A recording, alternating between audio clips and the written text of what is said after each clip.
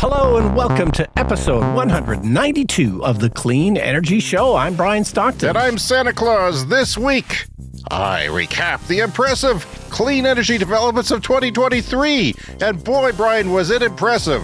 Like how the minerals mined for batteries today will still be in use 130 years from now. I'm doing the same thing with my ashes. I'm getting them scattered on a medical marijuana farm so I can keep giving back to society. Oh, that's very nice. The state of Kentucky has started to build a 160 megawatt solar farm. This is important news for a state known for its coal production and fried chicken. Colonel Sanders could not be reached for comment because he's dead. I compare the solar installations of the tiny northern country of the Netherlands with my massive Canadian province of Saskatchewan. I prove that our government has been lying to us about the solar energy potential here, which makes me a hero, Brian. And that's important because I'll discuss later why I might be dead by the next show. Oh my, I'll start auditions for a new co-host right away. A U.S. startup is using excess solar power to heat rocks and use them as energy storage. You know, Hot Rocks was the name of my first glam rock band. I think I should sue them. And it wasn't your last glam rock band either. All that and more this special year-end edition of the Clean Energy Show. And also this week, I'll have the year in batteries, wind, solar, EVs, automated driving, nuclear, 2- and 3-wheel transport, and everything else. How are you? That's amazing. I'm good. I'm just dreaming of a white Christmas, James. Yep. It seems like this is always the weather report segment of the show. It's funny, coming from Canada, the song kind of seemed absurd.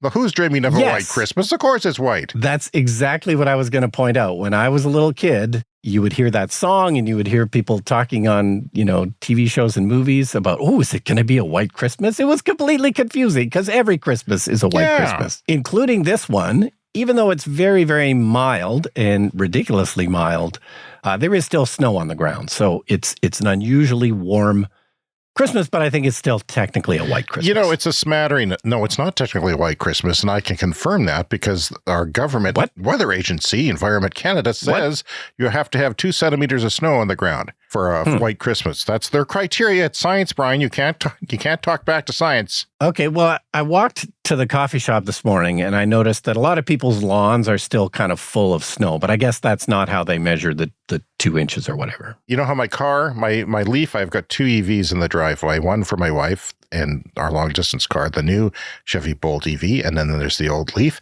The old Leaf heater is not working. I did not fix it because it's like $5,000. I have to ship it away to get it fixed because there's no dealer that services electric cars here. Although hilariously, my daughter asked the shop teacher at school if he could fix. He didn't know a damn thing about it.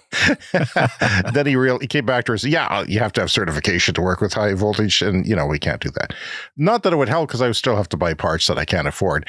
So it's just the car is getting old. It's going to celebrate its 11th birthday in January, and the range has gone down through battery degradation because it's one of the worst batteries ever made.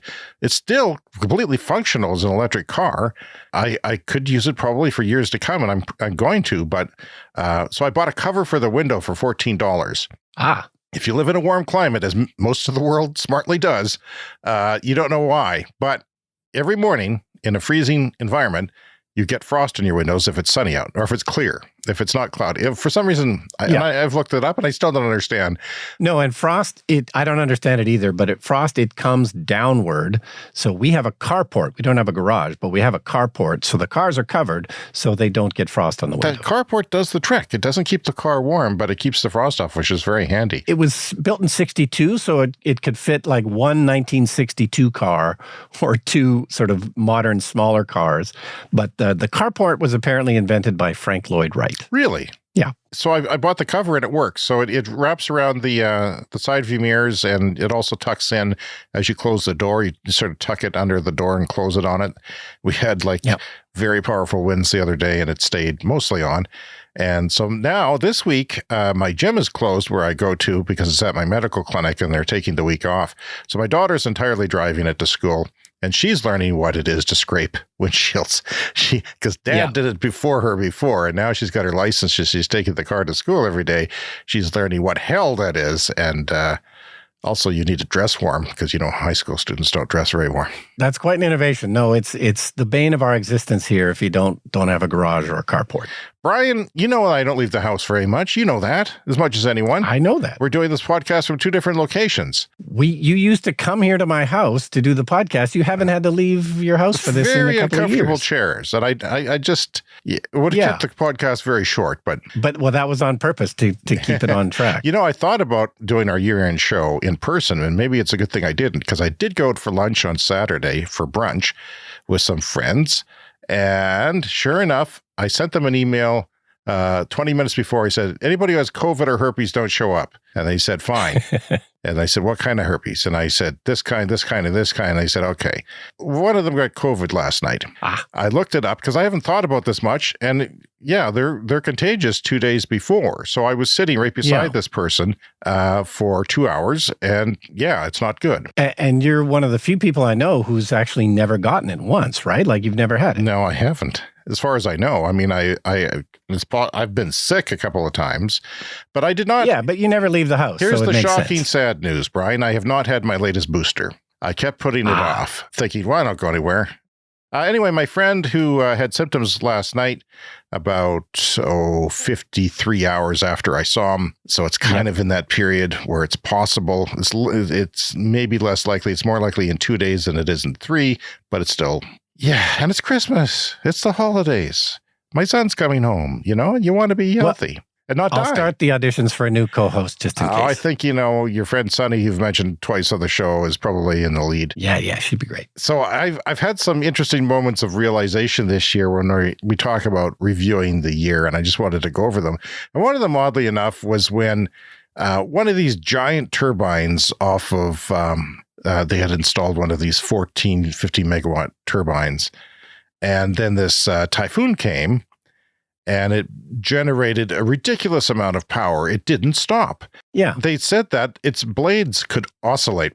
So they could turn slightly so it didn't pick up too much wind, because most wind turbines have to lock themselves when the wind gets too high to protect themselves. Well, this one could control its spinning by oscillating its turbine. And no one sent out a press release. This is just business. Yeah. This is just, that's what got to me, is that we didn't know about this, that it's just happening. They're making these things and it's just business now. It's business as usual, and it's what's taking over the world. And also the notion of solar cannibalization brought up by Jenny Chase, the notion now that we have so much solar in some regions that it's cannibalizing itself, that it's producing too much energy so that the people who want to put up more solar in that particular region aren't going to get paid as well for it. So it's a risk to the business, but it's an indication that solar is really spreading. And that was remarkable to me. Like it's just one of those moments. And also, I've poo-pooed rooftop solar on the show before because I was sold on the idea that if we want to solve climate change, the best way to spend government money is to subsidize solar farms, massive utility scale solar, and, putting it on homes is small. It's a lot more expensive on homes because there's smaller installations. You have to, get the house plans and do checks and permits, and it all adds up. So, yeah. But rooftop solar in a couple of places like the Netherlands and Australia makes up a significant chunk of the grid.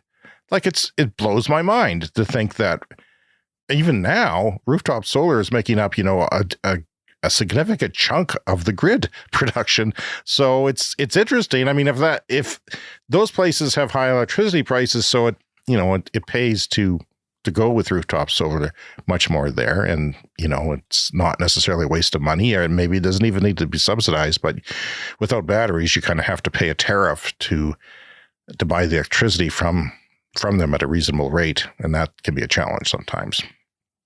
Also, how much of the oil market 2 and 3 wheelers have taken up? Like, I've learned that there's so many countries in the world that just have a predominance of 2 and 3 wheel vehicles, that overall in the globe, it's like half of the oil consumption for transportation is from 2 and 3 wheels. And guess what? They're easy to electrify, and they are.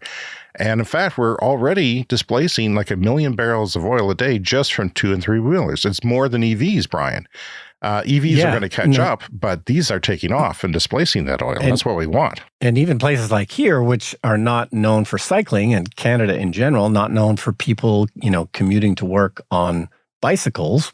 Well, guess what? Some people are getting their first e-bike and realizing, holy crap, I can take this thing almost anywhere. And without even trying that hard, it is displacing a lot of cars. New batteries chemistries have been coming out of nowhere this year. And it's not a lab announcement like they usually are. It's like the biggest battery companies in the world are saying, hey, we've got a new chemistry. It does this, this, and this. It's energy dense. It's safer. It cannot go on fire. And it'll be, in one case used for planes. And we're putting them in vehicles in several weeks or a couple of months. Like it's real. It's not hype. And we get so much hype. I get press releases probably hourly from different people who are, part of businesses that are saying that they are, researchers that want attention. And it's just, I hope that those things pan out, some of them, but most of them, they're just on paper and they're not proven for manufacturing. And these people are ramping up the mass manufacturing of batteries. And also battery mineral recycling, which I mentioned at the top of the show. The fact that they're starting to look into this and study it now, and minerals mined today will be still in use 130 years from now. And they expect that they actually even get better, where it'll be almost infinite. And that's one of the things we hear negatively so often, right? Yeah, well, and just the idea that, 20 years from now, you take a battery apart, you recycle it, it's going to go into a battery that has 20 years from now technology. So the exact same minerals can be put into a new battery with a much higher energy density. It's amazing. And some of these chemistries don't use cobalt or, some other magnesium or other manganese, I guess, and other minerals that are sort of expensive and have social costs to them, such as cobalt mining in Africa. So that's a great thing. And that's, something I told my hairdresser last time I saw him. And I desperately need a haircut. But, I could be carrying COVID. I could be contagious right now. I can't go anywhere. I'll hook you up.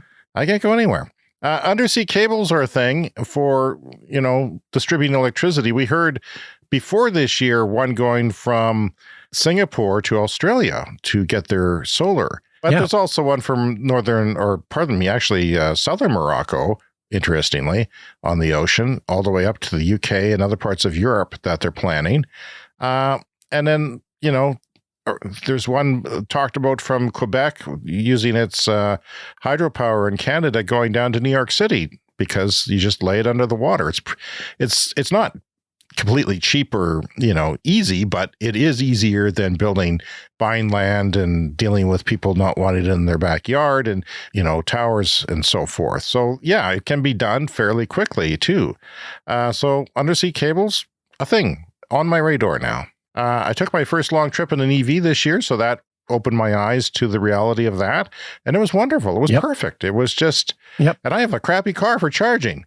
But I realized that, you don't need a lot of range. You just need a fast charging speed because you need to stop every 2 or 3 hours, or you should. And as long as that break is fairly short, not much longer than it takes to go to the bathroom, grab a coffee, or maybe even lunch, you're fine. Bob's your uncle. You don't need a whole lot of range. Maybe you need a little bit of extra range where we are because it's very cold, usually. Yeah, and imagine what the charging infrastructure is going to be like in even 2 or 3 years with so much charging planned. I posted another viral video, Brian, on Twitter. I'm looking at it. It's currently got 6,500 views. It's a video on the frustration I had with looking at my the kit our utility sent me on how renewables in the future of this province. We live in a very sunny place. We're in the shadow of the Rocky Mountains, long ways away, but they give us sunny skies. We have some of the most sun in Canada, and therefore some of the best solar irradiation for solar panels. So you can look it up on maps and see what they're like. But I was comparing the Netherlands for some reason, because I was looking through Twitter and I saw the Netherlands had some sort of milestone with their solar. Actually, they got a lot of rooftop there too. Ridiculous. It's like half of their solar is on rooftop, give or take 5%. So they have 800 times the solar that we have. We have this massive province, this prairie province. 5 times the size of Texas. It's huge. It's this big rectangle. We have sunshine here, at least in the southern and central parts, and lots of land. You know, the Netherlands is a 15th of our size. We're 15 times bigger. And they have 800 times the solar installed already. And Sask Power, our utility, in this thing that they sent me, they're saying, well, maybe we'll get to 8 or 9% of our grid being solar by 2050, which is an eternity. I mean, if they said 2030, I would say, well, that's piss poor, but at least you're trying. Yeah, but at least it's something. But we have nothing. It's not even a measurable percent of 1% of our grid. We've done nothing about it.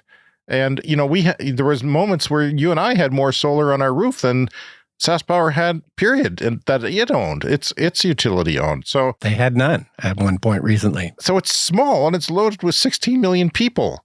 And I looked at their solar potential there, and it was 70% of our solar potential annually. So that means that a solar panel where you and I live gives 142% of the energy over its lifetime, or a year or whatever, than a panel does in the Netherlands. And yet, I couldn't believe that. It's simple math to come up between 70 and 142%. I had to check it with my son, who's an engineering student. I couldn't believe it. And to think that we're not doing anything is crazy. No, in places like the UK, which are known for being cloudy and dreary, and they've got tons of solar there. It's embarrassing. Same for Germany. Even now, they're not done yet. They're installing like 25 times the rate that we are. They have planned, and they have huge plans to keep going. Did their grid collapse? No, it did not. Roughly the same latitude as us, I think. Yeah, I mean, they're roughly the same latitude as us. I would say southern Saskatchewan, that we have more area than they exist that is south of them, I would say. So we have plenty of land here, including, lots of places where we can put solar. Well, we have to put it by the grid. We have to put it by the existing grid. So we're not, that wide open. But it's 19% of their power was 19%. So a fifth pretty much. And we're hoping that decades from now that we'll get to 8 or 9% if we're lucky, when solar panels will cost nothing. The prices are going to continue to go down. The efficiency is going to go up. We'll talk about that later. And 3 years to pay back a system there because the electricity is so expensive. So everybody's doing it, and it's taking off like crazy. Let's move to Kentucky. So speaking of grids and dirty grids, Kentucky is known for having a very dirty grid. As of 2022, 68% of Kentucky's utility scale electricity was coal-fired. So this has to be one of the dirtiest power grids in North America, I would guess. But this is a story from Electrek. They have broken ground on what will be the largest solar farm in Kentucky. This is 160 megawatts. This is enough clean energy for around 120,000 homes. So something twice this size could power our entire city. They're expecting 3,300 megawatts over the next 5 years. So this is proof that a place with a dirty grid, with lots of coal like Kentucky, there's no excuse. You can go green and clean. And this is obviously further south, so they're going to get more daylight hours in the winter than we do, but we are almost certainly a less cloudy place. We have a very, uncloudy, I don't know what the term is for that, but it's we don't get a lot of cloud here. Okay, so throughout the show, Brian, I'm going to continue talking about the year that was 2023. So now I want to talk about solar, because it's a favorite energy of mine. You know that. I got it on my roof, works wonderfully. According to Bloomberg NEF, the 23 global solar installations will grow they think, when they tally everything up, by 56% year on year to a record high volume of nearly 400 gigawatts. And, the pandemic sort of screwed a lot of things up. They screwed wind up, they screwed solar up. They are like everything else. They have to rely on a supply chain. So there was some choking going on there, and solar and wind went up in price, but now it's diving down. So there has been a glut, and it's ridiculous how cheap it is at the end of this year. I don't know if it'll stay that way, but right now they're giving it away practically. So yeah, 56% growth. 400 gigawatts driven by falling prices of solar modules and the rapid buildup of PV projects in China and elsewhere. China, because they're China, they can do things huge, and they need to do things huge because of their growing middle class, but they have a heck of a lot there. The solar efficiency pathway, Jenny Chase and others have said, there's a pathway to 35% by 2040. Efficiency. And now you and I have panels that are probably 19% efficient. They're down there around 20%, and they're sort of inching up higher than that, but 35% would be amazing. The best panels today are around 22% that you generally buy. I mean, you can buy better ones, but the ones that are mass produced are around 21% last year and 22% this year. And they always thought that there'd be, a theoretical limit that we probably wouldn't even get to, that wouldn't be much beyond 25 or 29%. Well, now, because they're layering things, and they found out ways to do this, they see a pathway in the 2030s, the mid 2030s, to get to 35%. And that's, who knows what'll happen then, because we never theorized that, 10, 20 years ago. So the breakthrough is adding a layer of perovskite, which is now, one of the main semiconductors used in solar panels, starting now, on top of a silicon layer. So yeah, you're going to have multiple layers, and then they'll have layers that address each wavelength of light layered on top of each. The panels will be expensive, but they will produce more, and then they'll become cheaper over time, and how it goes. Yeah, and of course they're doing bifacial as well, so they can get to this huge efficiency and then put these coatings on both sides, and it'll be amazing. It makes me think about you and I. You have increasing energy demands from electric cars. You have 2 electric cars now, and you have a heat pump, which is now heating your house on electricity.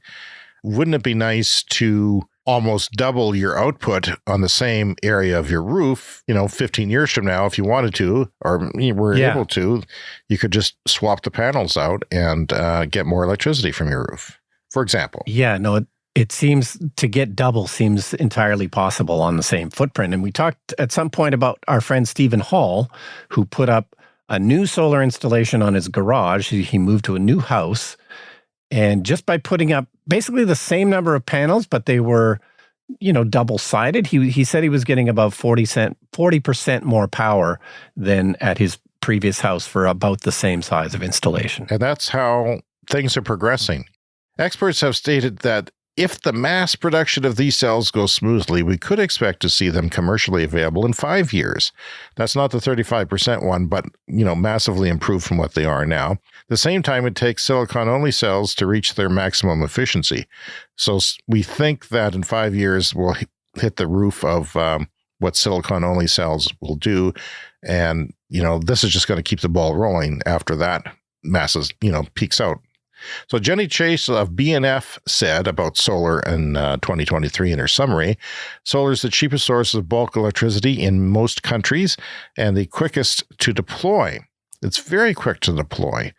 Wind, you have to go and take measurements for at least a couple of years to make sure the site works. With solar, it's basically buy the land, get a permit, and deploy fairly quickly within a couple of years, sometimes 18 months, sometimes longer, depending where you are and what the regulations are.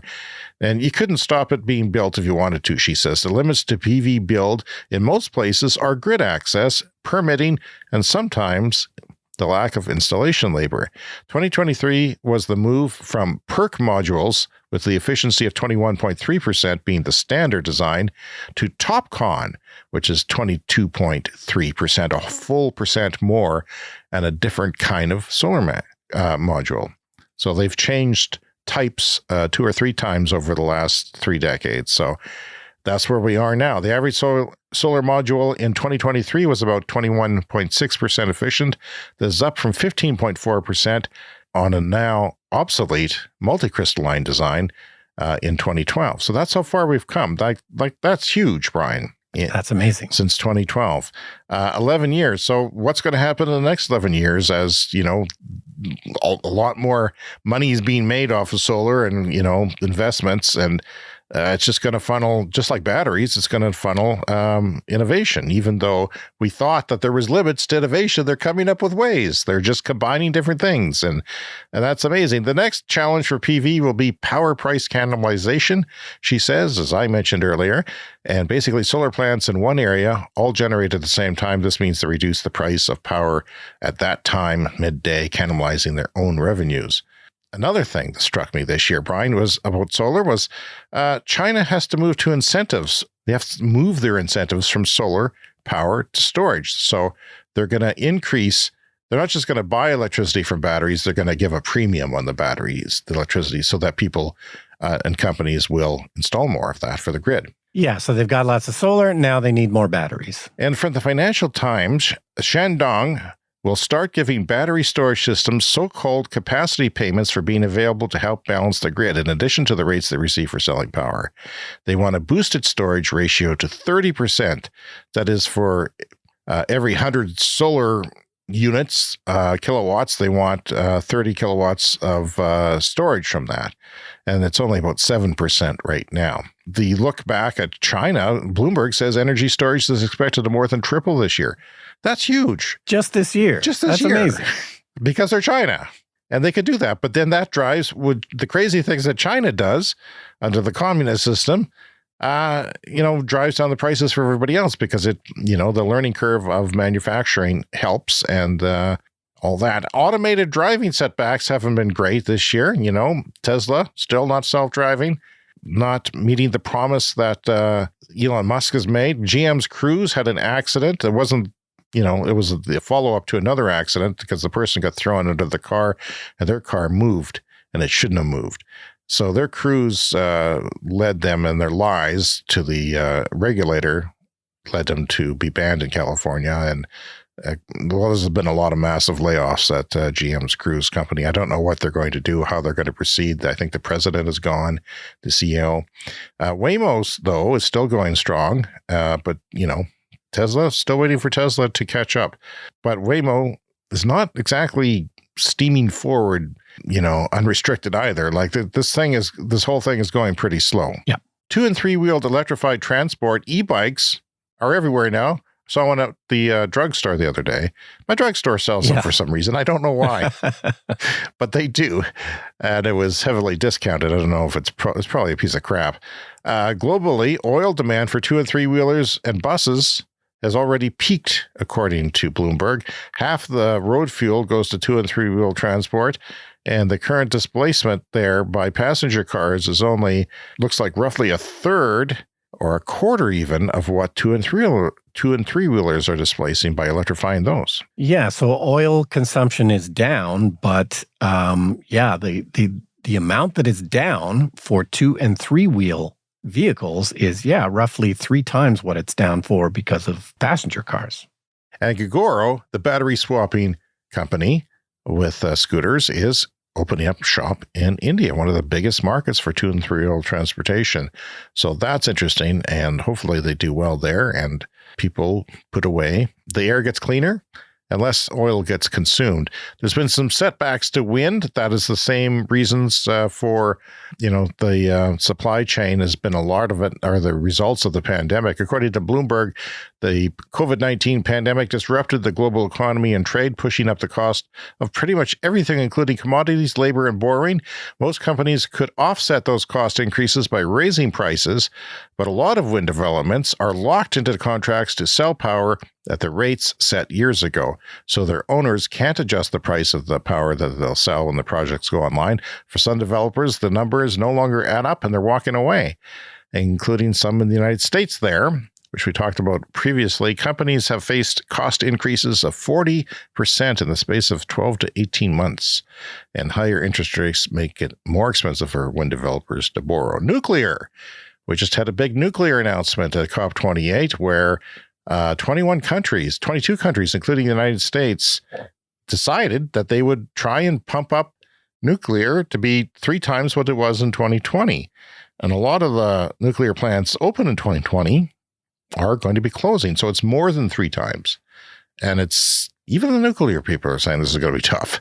And it would take, France had a big wave of it where they put in a lot of nuclear all at once. But yeah, they said this in Dubai, hoping to triple. I'm skeptical. Of course, you know how I feel about nuclear.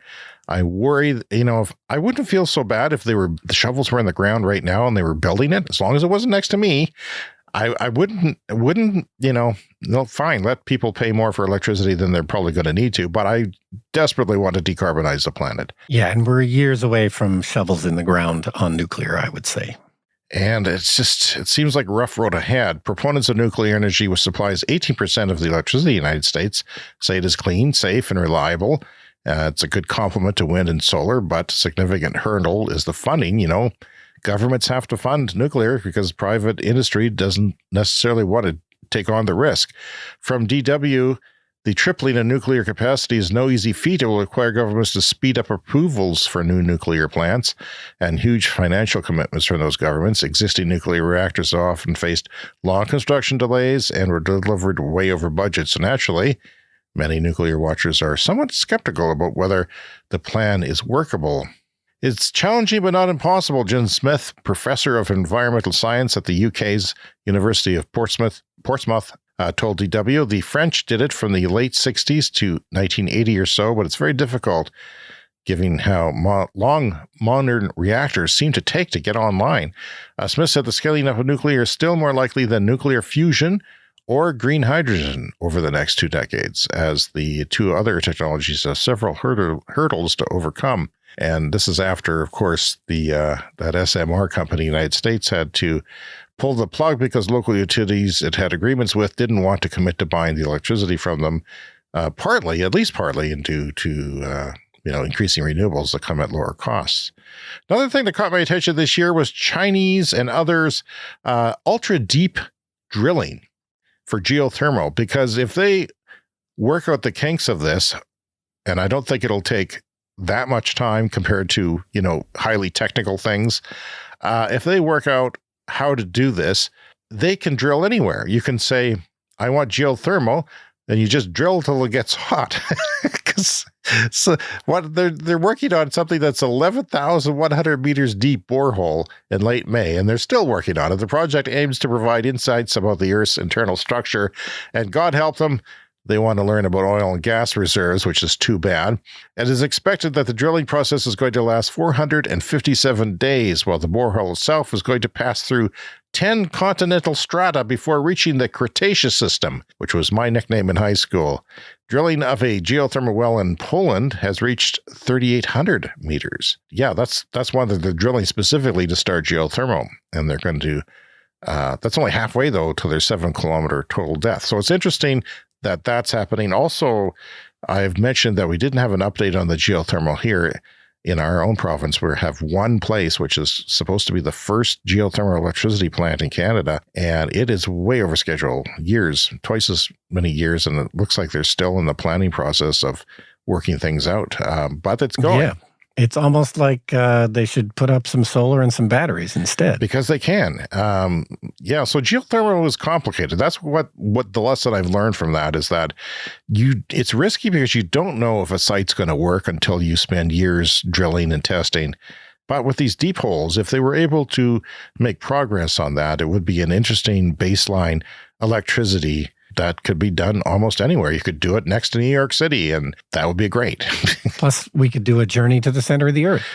Which is basically it is, practically. Another huge story is when Tesla opened up their supercharger network. And then the automotive companies in North America, this really only applies to North America, is they're going to have the Tesla ports installed on their cars, not this year, but next year. An adapter will be available. We'll talk more about that later.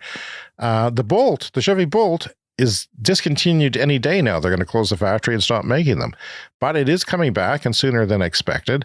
It'll come back with LFP batteries, which are cheaper, and it'll charge faster. So I'm hoping, 150 instead of 50 kilowatts. And one thing I've learned, Brian, this year is that the Hyundais, the Kias and Hyundais that have 800-volt architecture and therefore charge from 10 to 80% on the highway in 18 minutes, nice and fast, people care about that. They're not buying the Mustangs as much as the cars that are charging slower and don't offer that. So I think there's been some pullback on the mainstream legacy automakers this year to say, well, we gotta stop and make things cheaper. We have to compete with Tesla, have to make things cheaper, efficient, and the damn things have to charge fast because people care about that. And it's important. I mean, it's a lot easier to make a car charge fast than it is to have a giant battery and carry it around all the time for the 5% of the year that you use it or whatever it is. Yeah, efficiency is important. Fast charging is important. COP28 language on fossil fuels. A lot of people have been talking about this who have said that it is more significant than it sounds. Yes, it's been a disappointing COP. And yes, I don't have much personal faith that because it was done with oil people that it was sincere. And they probably are looking at loopholes and continuing to expand oil and gas. But the fact is, we're starting to name the perpetrator. That wasn't done before. And I think that's going to increase on an S curve. We're going to constantly name oil and gas and fossil fuels as the problem. Yeah, as we were recording the show last week, they were supposed to have finished up the COP28 conference, but they ended up going into Wednesday. They settled on some language that wasn't as strong as some people wanted, but, of course, you got to appease everybody. So, it's very much open to interpretation, and it's very much just a statement, but the language is starting to change. It wasn't as strong as a lot of people wanted, but fossil fuels are starting to be named as the problem.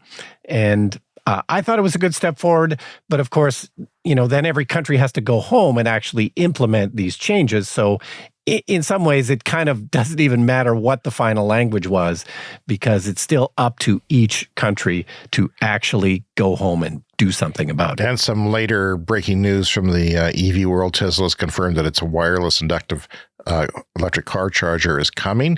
So that means that it'll be something that you'll place under the car in the garage or the driveway even, and you'll drive over it and not have to plug in. I don't find plugging in all that much of a challenge, especially when I don't have to do it very often anymore. It's not that big of a deal, but if something like this was available, I would definitely look at it. And it's certainly, good for robotaxis, the robotaxi future, so they can just, you don't have to invent a robot to plug in the car. Yep. You don't have to have a human there to do it either, and that brings down the cost.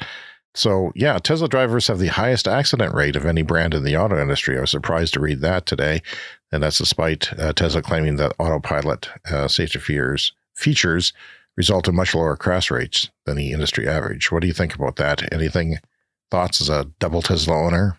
I hadn't heard that. Doesn't sound right to me, but... Global EV sales in November, 1.4 million. That's a record high. That's plus 8% month on month and 20% year on year. We are hoping to have a better year than that.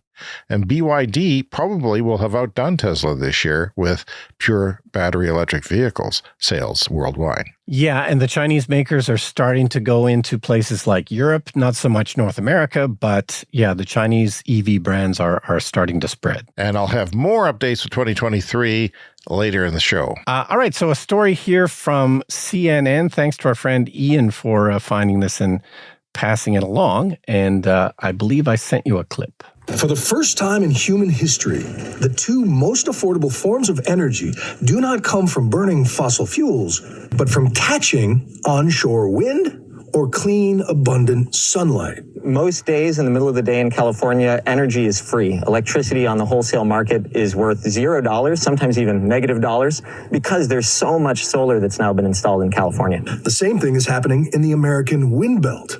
So while Andrew Ponick was the kind of kid who built solar panels in the garage, he realized that renewables are great for topping off batteries and cars and homes, But the factories, which make everything from steel to baby food, need a lot of energy all the time.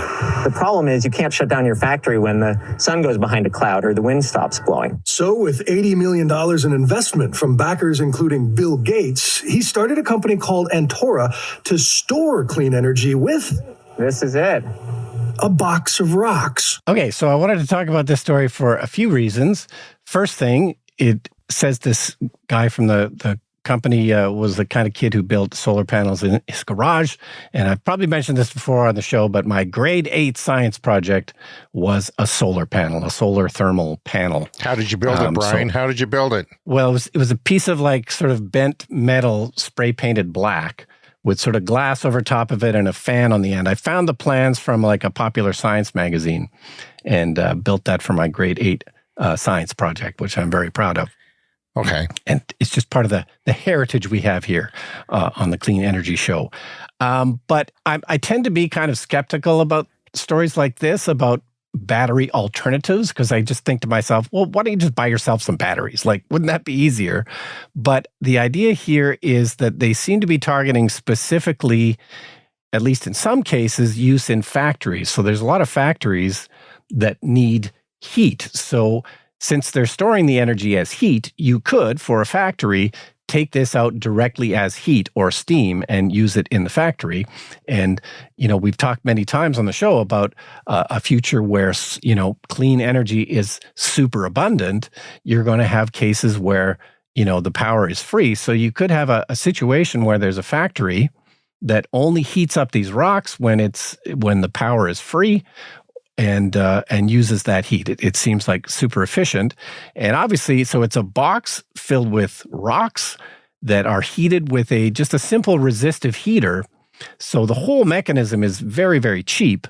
And, Is there a something big box special of about rocks. the rocks? Are they just any rocks, or? It's a specific kind of rock, and this comes from an invention from the 1800s known as a cowper stove, and they were often found in smelting plants. So they were these massive towers of stacked bricks that absorbed wasted heat from a blast furnace, and so they would heat up these bricks to 3,000 degrees Fahrenheit, and that would provide 100 megawatts of heat energy for about 20 minutes.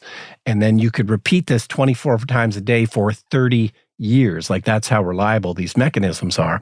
That's one of the problems with, geothermal that we were talking about, is that hot water that comes up from, 1,000 feet below the surface is often quite minerally. And so, they have to deal with, mineral calcification of things. But, this is, it's a specific type of rock or brick, but, it's a box of bricks is going to be cheaper than a box of batteries. And the other interesting thing was it can use not just the heat energy from this, but it said they can use solar panels to extract the light energy. So the rocks, they get so hot, it's hotter than molten steel, that they emit a lot of light. That's crazy. And, well, talk. guess what? That's crazy. You can put in a solar panel and collect either the light energy or the heat energy that's escaping from these incredibly hot rocks. And they say they can repeat it 24 times a day for 30 years. Well, what happens in 30 years? Does the rock turn to dust, or what happens? That example was for the old smelting plants. I assume this is a slightly different kind of model for doing it, so I don't know if it would work exactly the same way. But the idea being is that you would only heat up the rocks when power is free in places like California when it's a nice sunny day. So it's just another, we're going to have to do so many things to clean up our grid, and there won't necessarily be enough lithium-ion batteries to put on the grid, but putting up a box with some rocks in it seems quite possible. And it says at the end of the article, Tesla recently predicted a carbon-free world will need an astonishing 240 terawatt hours of energy storage, more than 340 times the amount of storage built in with lithium batteries in 2022.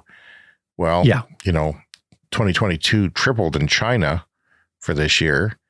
So you start tripling things, maybe we'll get there. And this will become glaringly obvious when this, as we've said, you can't solar is so cheap, you can't stop it from being put on the grid unless you create a law that specifically says that, like say in Alberta. But, it'll become very obvious once the wholesale price of power drops to zero in many places, not just California. People are going to realize, hey, we got to do something. We've got to store this energy somehow. And this is one way to do that. Yeah. And district heating comes to mind too. Use solar from the daytime to heat it up, and it's still there when it's not. At nighttime, Rooftop and distributed solar has set a remarkable new record for the share of generation in the world's biggest standalone grid. That's Australia, after peaking at nearly 2 gigawatts in West Australia's southwest interconnected system. The new peak of nearly 2 gigawatts was set on Sunday, September 17th, in the 12:30 p.m. trading interval, according to the Australian energy market operator. And this is one of the stories that I found remarkable, because rooftop solar in that grid accounted for a record 74% of generation in the grid from rooftops.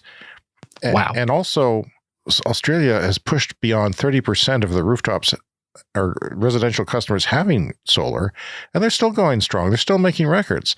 The surge in rooftop solar also pushed operational demand down to 659 megawatts, not quite a record low, but getting to the level where they become nervous about its ability to have enough resources to secure the grid in the event of a major disturbance, such as a failure of a gas or coal generator or a tripped line.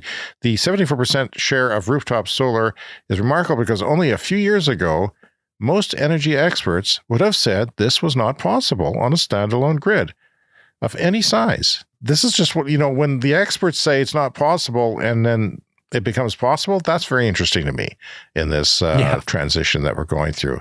Earlier this week, rooftop solar reached 99.5% of demand in South Australia.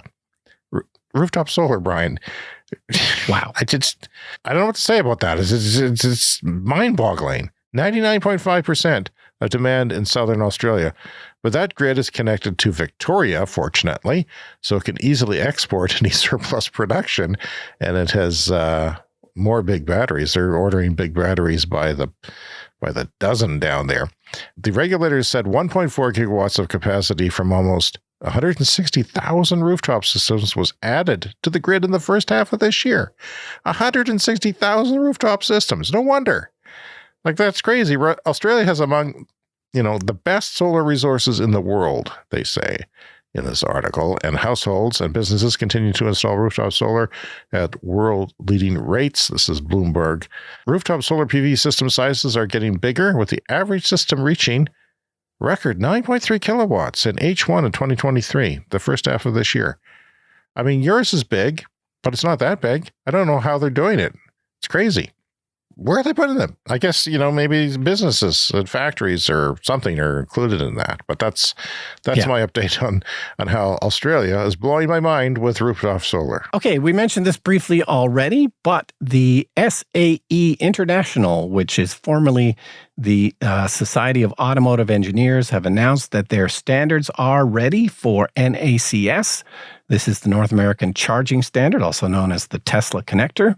So this story from Electrek, they have basically completed what they said they were going to do. Tesla opened up the standard some time ago, but it wasn't until Ford and GM decided to come on board with the connector that things really got serious, and SAE stepped in and said, oh, okay, well, hang on, we've got to take what Tesla has opened up and actually turn it into a standard. Well, they said that they would complete this work by the end of the year, and it sounds like they have done that. So this is now basically everything official in terms of this being an open standard. Now, there's aspects of this that I don't really understand because I don't really understand electricity. There's aspects of it that are confusing to me, but I wanted to read these 3 paragraphs here about what is now possible because of NACS. There are advantages to using the Tesla connector.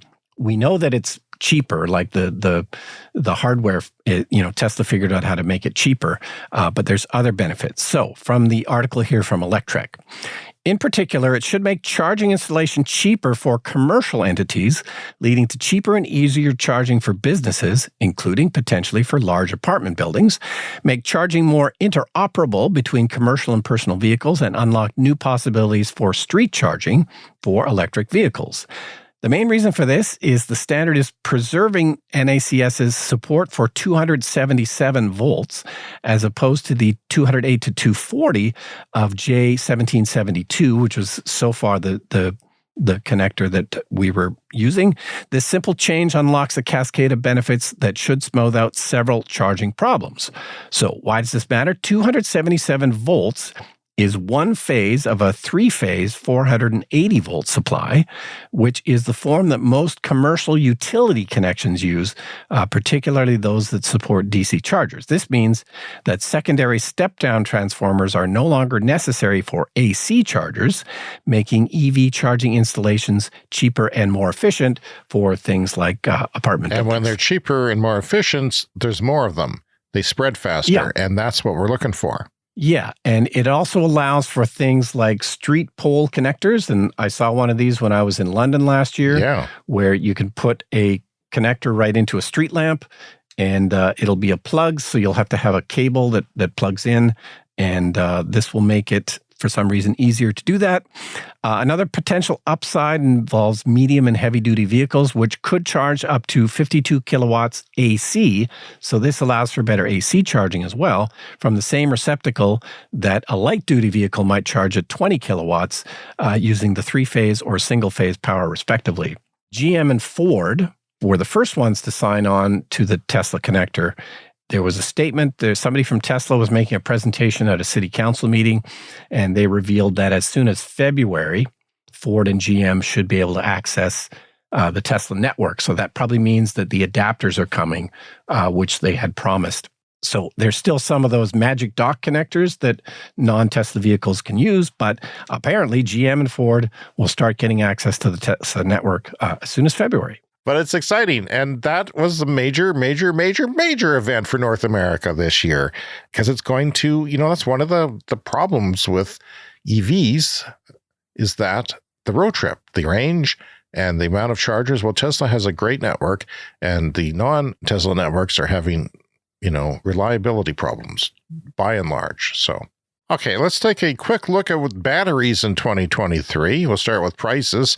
Following unprecedented price increases in 2022 due to the pandemic, supply, etc., battery prices are falling again this year. The price of lithium-ion battery packs has dropped 14% to a record low of $139 per kilowatt hour, according to analysis by research provider Bloomberg NEF.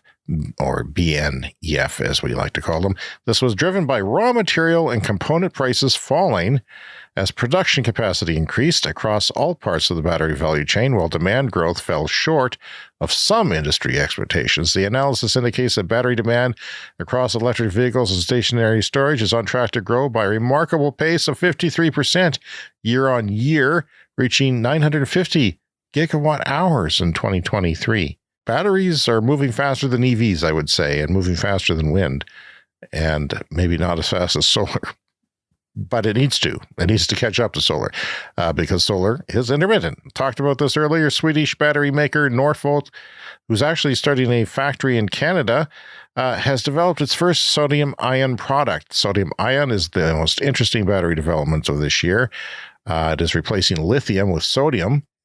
And sodium is a lot cheaper, a lot more available, obviously. It's not necessarily table salt, but it's a special kind of sodium, certain kind that they use. Technology that could cut reliance on scarce raw materials and lay the foundation for the company's next generation of electric car batteries. The cell has the best-in-class energy density of more than 160 watt-hours per kilogram and was made without any lithium, nickel, cobalt, or graphite, which is good ethically and because those things are often expensive. And while the first sodium-ion cells are designed primarily for energy storage because they take up space, coming generations may be able to deliver higher energy density for electric vehicle mobility because, batteries keep improving. Sodium-ion technology delivers the performance required to enable storage with longer duration than alternative battery chemistries at a lower cost, despite being chemically similar, sodium-ion batteries today have considerably lower energy density than lithium. That's a detriment, but bear in mind that not too long ago, LFP batteries were woefully deficient in their energy storage capability, but today's LFP batteries are nearly as energy dense as lithium-ion batteries were just a few years ago. So things are moving quickly in battery development. The sodium-ion batteries available today will likely improve just as quickly. On the other hand, sodium batteries are much less affected by low temperatures. Yay! We have low temperatures, usually. Not this year, but usually. Yeah. And that would be maybe at some point, 10 years from now, you order a car with the northern battery chemistry. You can switch and choose, and it'll work better here, because we do lose range and it does charge slower. And this is one of the things that addresses. So there'll be no excuse, even in our hellishly cold climate where we live. CATL said its sodium-ion batteries will be installed in the Chery iCar due to go on sale by the end of this year, which is now, according to CNEV Post. BYD sources say its sodium-ion battery will also be in mass production in the second half of 2023, beginning with this Seagull. And new from Electric, Zeekr's new LFP battery cell and battery pack technologies deliver 311 miles of range and 15 minutes of charging. Yeah, Zeekr is a car maker we haven't really talked about before on the show, I don't think, but another of the Chinese automakers. And it is not vaporware, Brian. It'll be in cars in 2 weeks. They'll start building them 2 weeks from now. And aviation, electricity for, batteries for aviation, that's a thing. And there's people working on condensed batteries. So CATL in April unveiled a condensed battery with a claimed energy density of 500 watt hours per kilogram. That is compared to the 160 watt hour one we just talked about. That energy density and this is the world's biggest battery maker, or I would ignore what they say. But this is real. This is, they can't fool around, and they don't make announcements that they're not sticking to. So they're going so fast. They spit out a press release and an announcement at an auto show in China or whatever. And this is what's coming. So that's going to be huge. They're going to put them in cars, but also they're going to, start working with airplane manufacturers because they're safe and energy dense. You need energy dense batteries. So that's very intriguing for mid-level flights, I would say, mid-distance flight, short haul for sure, and even, transcontinental perhaps in the future. That's there. Electric says that the company it believes can achieve mass production of the condensed battery in a short period. That's good news. And that brings us to the tweet of the week, and it's about batteries in 2023. Scientists from the University of Munster have predicted that China will be able to employ recycling to fully meet its own demand for battery lithium from 2059 onwards. That is, they're not going to mine anymore after 2059. They don't need to mine. They're just recycling, because recycling, and remember, this is not, it's not to be good. It's because it's financially the way to go, because mining is expensive. These minerals are expensive, and they can be recycled relatively cheaply and relatively, without the energy expenditure. So that was via oilprice.com. China's current EV adoption rate, by the way, is 25%. We'll see where that goes. It's time for the lightning round. The lightning round is a fast-paced look at the latest headlines in climate, clean energy, and transportation. From Bloomberg Green, California's risk of blackouts has fallen as more renewable energy and batteries are added to its power grid, industry regulators said. And what did they?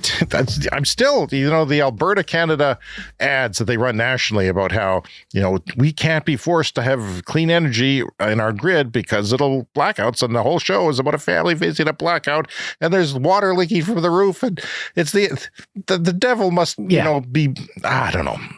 It's just saying. It wasn't. Go ahead. It wasn't a bunch of hippies that said this. It was the industry regulators that said that there will be fewer blackouts. The disinformation and lies and crap is just driving me nuts. Rooftop solar is a powerful source for good. There are more than 1.8 million solar systems on roofs in California homes and businesses, and they are generating 11% of that state's electricity. So again, another amazing stat. 10,000 medium and heavy-duty electric trucks hit the road in the U.S. in 2023, a factor of a 5-fold increase over 2022. So that sector is small. It's tiny, but it's really taking off. So look for that in 2024. Yeah, and of course, trucking, it is a small part of transportation, but it produces a larger than normal amount of pollution because it's, big vehicles hauling a lot of weight. Michael Liebrecht, founder of Bloomberg New Energy Finance, says hydrogen on a ship is frankly less plausible than snakes on a plane. Here's a CES fast fact. There are over 300 megawatts of power walls in Puerto Rico, and many are registered into a virtual power plant to help keep the grid going strong. That means the grid operator can control them as, one big cloud of electricity. Yeah, and Puerto Rico has had problems with strong storms and lots of blackouts. So in the future, more and more batteries on the grid will just make it better for everybody. Oh, this is new. It's a CES funny fact. COP28 participants were rushed out of the complex after going into overtime after our show last week. They knew we had a deadline and they didn't meet it. They went into overtime. And they had to get rushed out because the Dubai Winter Festival was taking place on the same grounds, which is an absurd, ridiculous thing that in the desert of Dubai, they're having a winter festival, which of course is indoors. And of course, they're going to make snow and ice because they can. Yeah, well, I came across that on YouTube the other day. Like in New Jersey, there's an indoor ski hill, but I think the world's largest indoor ski hill is in Dubai, and it's this gigantic building, and they produce fake snow and they chill the place down. It's bizarre. UK government has boosted heat pump grants by an extra £1.5 billion. So they're going hard on excellent heat pumps. Is another CES fast fact. Brian, in the 1920s, the U.S. had more than 700 washing machine makers. Can you believe that? It was a big thing because it was a new technology, just like we have EV makers and other clean energy related companies. The point is that today there are 5 washing machine makers, 5 from 700. So that got pared down. Oh, by the way, Nikola founder, update. He's going to jail for 4 years for fraud. Yeah, he was pumping up Nikola's stock with some false claims about how far along they were with their hydrogen-powered semi-trucks, and the stock eventually tanked, and investors lost millions of dollars, and he's going to do 4 years in prison for that. Canada has just laid out a plan to phase out sales of gas-powered cars and trucks by 2035. It will start with 20% in 2026, rise to slightly to 23% in 2027. After that, the share of EVs will begin to increase much faster. This is from CBC. So that by 2028, 34% of all vehicles sold will need to be electric, 43% by 2029, and 60% by 2030. And that number keeps rising until it hits 100% in 2035. And the first 3 months of this year, about 1 in 10 new vehicles registered were electric, suggesting EV sales need to double within the next 3 years. Not a big deal, Brian, because they doubled in the last 3 years. They're certainly going to double in the next 3 years. And this is supposed to be a standard about every automaker has to sell a certain percentage of electric vehicles. So this is similar to schemes in other places. And they'll be able to buy and sell credits, which has also happened in other places. So if they fall behind, they can buy credits from another car maker. Whatever the case, hopefully it works. But it does sound like there's a bit of a loophole for plug-in hybrids, which I didn't care for, that they're going to allow plug-in hybrids at that 2035 deadline. But I also think in 2035, probably no one's going to be buying a plug-in hybrid anyway, so it's probably fine. Yep, nothing wrong with them, but really I don't think if as a consumer you're even going to want one then, having had a hybrid and full EVs myself. And finally this week, a tweet of the week, another tweet of the week. This is from Asad Razuk. Batteries are currently going through a massive domino effect of adoption, certainly to phase out 50% of global fossil fuel demand by 2040 at the latest because economics, he says. We are witnessing live the end of the age of oil. That's why big oil hijacked the UN climate talks. It's hard to conceptualize the sheer scale of what's going on. Annual commissions of new factories are 18 times those of just 5 years ago. And we are building 400 gigafactories with a capacity to make 9 terawatts of batteries per year by 2030. That's over 1 kilowatt hour for every person on the planet is going to have a battery, which is a lot. And that's 50% plus of fossil fuel demand confined to the history books by 2040. That's just from batteries. So batteries attacking fossil fuels, Brian. That is a fantastic positive note to end the show on for this week and for this year. Please, if you want to contact us, it's cleanenergyshow@gmail.com and around social media, Clean Energy Pod. Don't forget, we have a YouTube channel. We've got a TikTok channel. Have a look at the Clean Energy Show store for merch. Please, if you can, donate a couple of bucks to the show. It's in your show notes, the link. And if you're new to the show, we ask that everybody subscribe because, it's free and you get new episodes downloaded every week for free, like a gift. All the best to our listeners this holiday season, everyone. We appreciate you listening to the show. We hope you have a wonderful time if you're listening to the Western world, and we'll see you first thing in the new year. Yeah, see you next year.